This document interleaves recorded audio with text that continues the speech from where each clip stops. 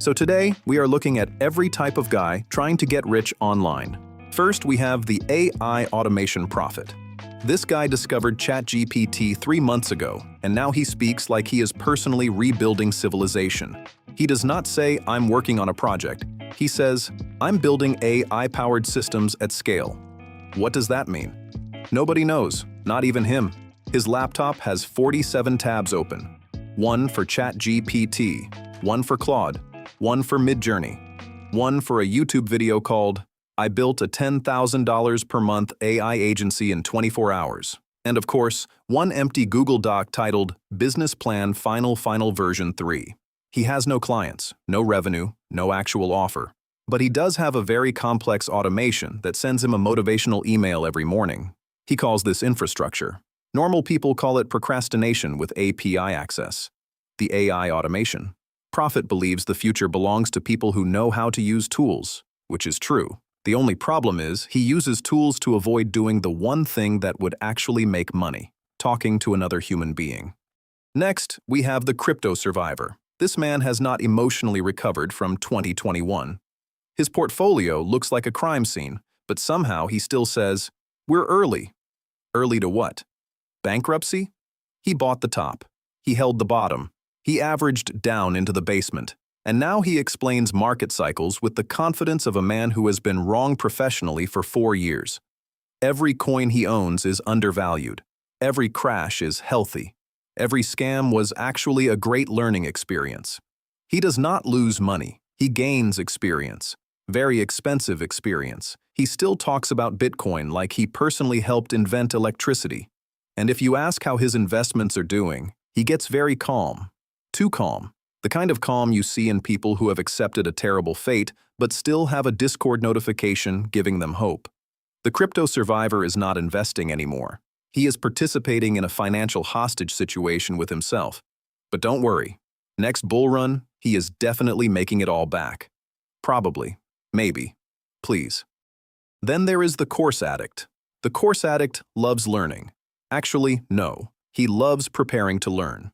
This guy has purchased courses on copywriting, dropshipping, crypto, sales, AI automation, personal branding, high-ticket closing, affiliate marketing, and something called wealth frequency. He has watched 600 hours of content about starting. He has not started. Every time he gets close to taking action, he discovers another mentor, another framework, another secret, another limited-time offer that somehow expires tonight for the 9th time this month. He tells himself he is investing in himself. And technically, yes, he is investing. Just not in a business. He is investing in the business of the guy selling him the course. His favorite phrase is, "I just need the right strategy." No, you need to send the email. You need to post the video. You need to make the product. You need to stop watching a 32-year-old man in a rented penthouse explain discipline while selling PDFs. The course addict is not lazy. That is the sad part. He is motivated. He is curious. He is genuinely trying. But he has confused consuming information with becoming someone. An online business loves people like him, because a man afraid to start will buy anything that makes starting feel one purchase away. Next, we meet the dropshipping visionary. He is not selling cheap plastic products from overseas. No, he is building a brand that sells a portable blender shaped like a water bottle, to people who already own both water bottles and blenders. He discovered a winning product on TikTok and immediately started speaking like a retail genius. He says things like, "product market fit," while editing an ad where a fake customer looks surprised that a lamp turns on. His Shopify store is called something like Lumiflex, Glownest, or Vibe Haven. Everything is beige. Everything is 50% off. And somehow, there is always only 3 left in stock. He spends 4 hours choosing the perfect font for the checkout page, then wonders why nobody buys from a website that looks like it was assembled during a panic attack. The dropshipping visionary does not understand customers. He understands YouTube thumbnails that say, "I made $30,000 in 7 days." And honestly, you have to respect the optimism, because it takes real courage to sell a $7 kitchen gadget for $39.99 and call it entrepreneurship. Now we have the monk mode victim. This guy does not start a business.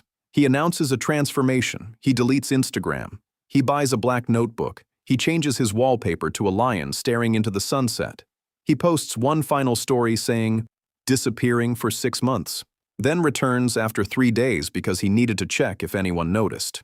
Nobody did. Monk Mode victim believes success requires isolation, discipline, cold showers, deep work, silence, and absolutely no fun.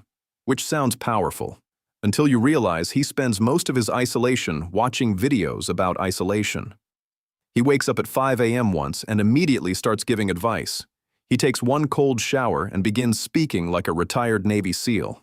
He eats chicken and rice for 2 meals and starts calling pleasure a distraction. But by Friday night, he is back on TikTok at 1:37 a.m., eating pizza, watching a video called How to Become Unrecognizable in 30 Days. Again, the monk mode victim does not need another reset. He needs consistency that survives being slightly bored. Then comes the fake millionaire, a truly special creature. This man rents a sports car for 2 hours and suddenly understands capitalism better than everyone. He films himself closing the door slowly, adjusting his watch, looking into the distance, then says, "Most people stay broke because they trade time for money." Sir, you traded money for 2 hours with a Lamborghini. Relax. The fake millionaire sells mindset because he has no proof of business. He sells confidence because screenshots are harder to fake convincingly. He talks about discipline from an Airbnb villa shared with 6 other coaches, 3 ring lights, and a fridge containing nothing but sparkling water and rented masculinity. He loves saying, "If you want it bad enough, you'll find a way." His way is usually a payment plan. He is not rich, he is rich adjacent. He stands near expensive things and hopes the camera does not ask questions. But to be fair, he understands one thing perfectly. People do not buy the truth, they buy the feeling that the truth might finally change for them. And he sells that feeling in 12 monthly installments. Next, we have the productivity overlord. This guy has optimized everything except the part where he actually makes money. His morning routine has 14 steps. Wake up, journal, meditate, cold shower, sunlight, breathwork, gratitude, mobility, green powder, no phone, deep work block, second journal, vision board, existential crisis. He tracks his sleep, his water, his protein, his screen time, his steps, his mood, his focus, and probably the emotional state of his houseplants. His Notion dashboard looks like mission control. His bank account looks like a group project nobody contributed to. The productivity overlord believes if he can perfect his routine, success will naturally appear. But success does not care that your desk is clean. Success does not care that your calendar is color-coded. Success wants output, sales, content, calls, offers, something real. But the real work is messy. It is uncomfortable. It does not fit neatly inside a productivity template. So he keeps optimizing the system around the task while avoiding the task itself. Very efficient, very clean, very poor. And finally, we have the personal brand philosopher. This guy has 12 followers, but already writes like he survived a decade in the mountains.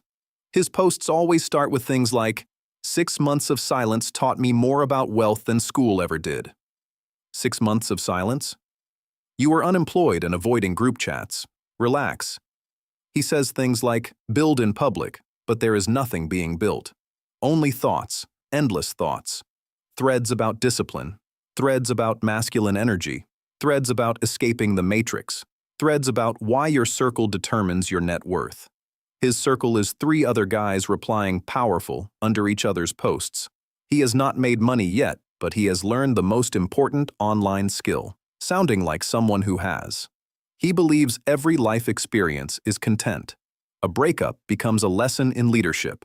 A bad morning becomes a thread about resilience. A walk outside becomes what nature taught me about leverage. He is not lying exactly. He is just turning normal human moments into LinkedIn-flavored soup. But honestly, this archetype is dangerous, because sometimes, after enough posting, enough pretending, enough polishing the image, people start believing it, including him. So those are the guys trying to get rich online. Different costumes, same dream.